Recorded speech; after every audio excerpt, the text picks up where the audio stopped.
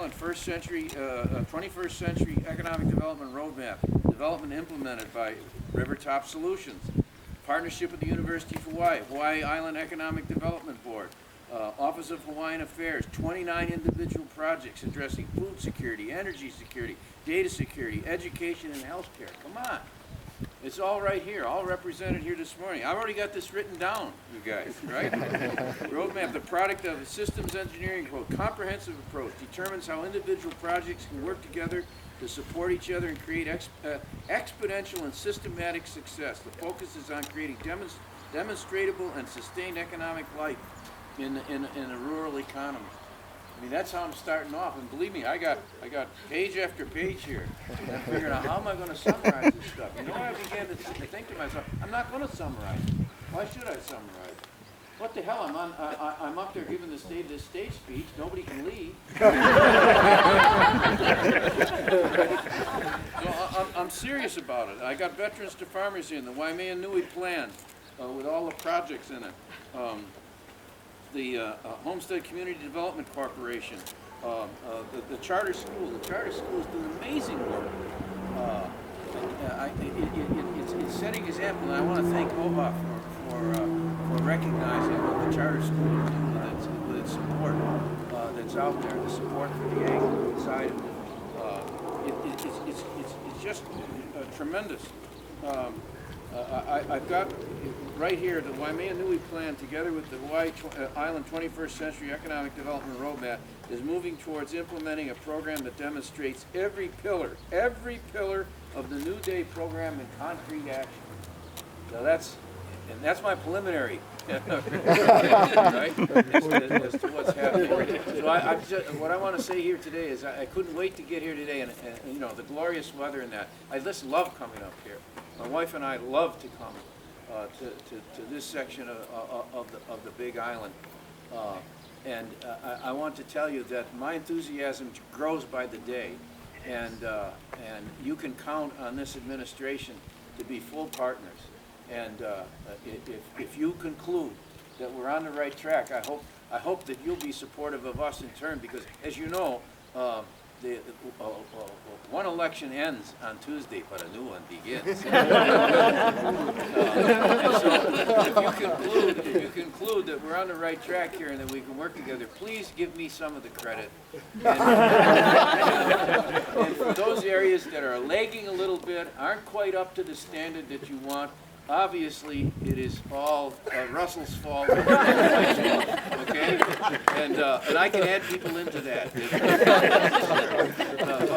But for today, this is just a glorious day for me to be here to join with you.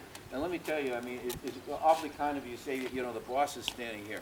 I'm not the boss of anything. What I am, I can tell you, I want to be a bridge to a prosperous future in Hawaii. I want to be a catalyst. I want this office of the governor is your servant. We are servants of the public interest and servants of the people of Hawaii. All of us are committed to that. All of us are dedicated to that. All of us justify our existence in the fact that you folks have put this incredible plan together and have demonstrated what true community spirit is all about, what a real sense of Ohana is, and why the Aloha spirit is a living reality in Hawaii. It's not a theory, it's not a slogan, it's a living, every day, every breath we take, reality in our lives that differentiates us, I'm telling you, from almost the rest of the world. Just this week, I've met people from Moldova, from the Ukraine, from Russia, from Turkey, from Japan, from China, all around. And they, especially these young people that I just met yesterday from these interns coming from the former Soviet Union and in the Middle East and so on. And all the places they've been that the State Department has sent them, all around the world, culminating in Hawaii. They said, and I know you can appreciate this, they said, this is the first place that they have been. And they're interning in the legislature, they're interning in the Supreme Court, and all the different, some businesses here in Hawaii and so on. This is the first place, they said, where people really live what they believe. And this was the first place that when they were told, this is our philosophy of life, that people were actually living it. And they could see that. It was an inspiration to them. The diversity represented here today does in fact define us as a people in Hawaii and does not divide us. There are so many things that could pull us apart in all of the, whether it's supplies, whether it's distribution, whether it's education, whether it's workforce development support, whether it's transitioning from veterans to farming. Just think of the possibilities right now. When it gives me chicken skin thinking about it. Think of the possibilities right now if the Department of Defense says, yes, we're buying local, we're thinking local, it matters, right? That alone will sustain us to move towards economic security with regard to agriculture, right? And energy security. Taking DHHL lands, for example, that might not be favorable for the growing of tomatoes or cucumbers, but might be very, very favorable for the growing of biofuels.